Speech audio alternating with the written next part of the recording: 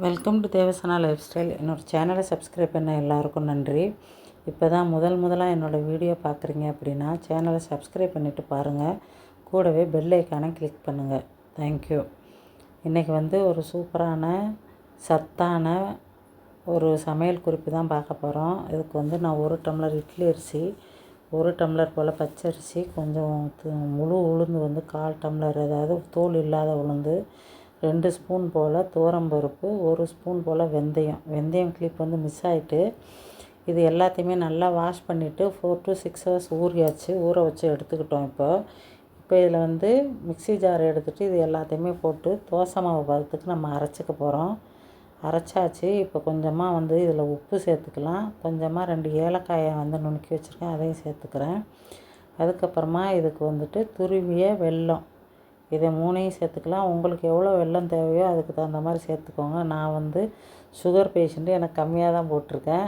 நீங்கள் கூட குறைச்சா போட்டுக்கலாம். இப்போ துருவின தேங்காய் கொஞ்சம் போட்டிருக்கோம். இது எல்லாத்தையுமே நல்லா இந்த கலவையை நல்லா கலந்துக்கலாம். இப்போ அடுப்பில் நம்ம பணியார சட்டியை வச்சு ஆன் பண்ணியாச்சு. இதில் நீங்கள் ஆயில் வேணாலும் ஊற்றிக்கலாம், இல்லைன்னா நெய் வேணாலும் ஊற்றிக்கலாம். எது ஊற்றி செஞ்சாலுமே ரொம்ப சுவையாக இருக்கும். நான் நெய் தான் போட்டிருக்கேன். இப்போ எல்லாத்துலேயுமே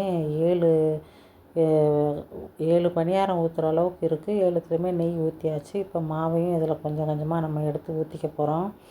இந்த பணியாரம் சாப்பிட்றதுக்கு ரொம்ப சுவையாக இருக்குங்க. இது விசேஷ நாட்களில் கிராமத்து சைடெல்லாம் பண்ணுவாங்க. அப்படி இல்லாமல் ஸ்கூல் பக்கத்துலேயே விற்கும். இது ஒரு பணியாரம் 50 காசு, 25 காசுன்னு அப்போல்லாம் நாங்கள் படிக்கிற சமயத்தில் விற்கும். இப்போல்லாம் இந்த ஸ்கூல் பக்கத்தில் இது சேல் ஆகிறதில்ல, பண்ணுறதும் இல்லை யாரும். நம்ம இட்லி மாவுலேயே வெங்காயம் பச்சை மிளகா போட்டு பண்ணிடுறோம். ஆனால் இது ரொம்ப அருமையாக இருக்கும். பாரம்பரியமான பணியாரம் இது.